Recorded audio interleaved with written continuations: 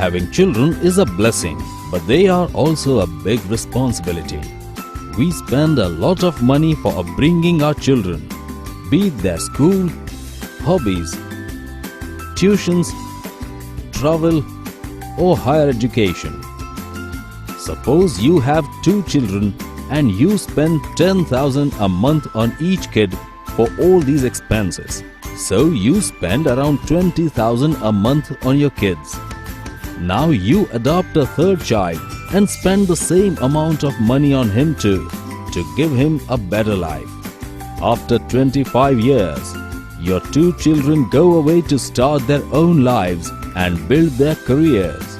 But the 3rd kid remains with you and comes to you with rupees 3.2 crore for your retirement. How is that possible? The 3rd child is nothing but an SIP.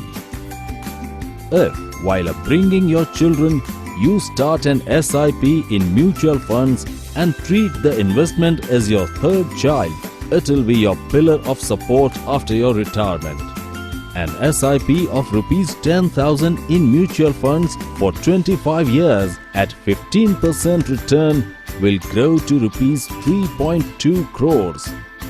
So, adopt your 3rd child, start your SIP.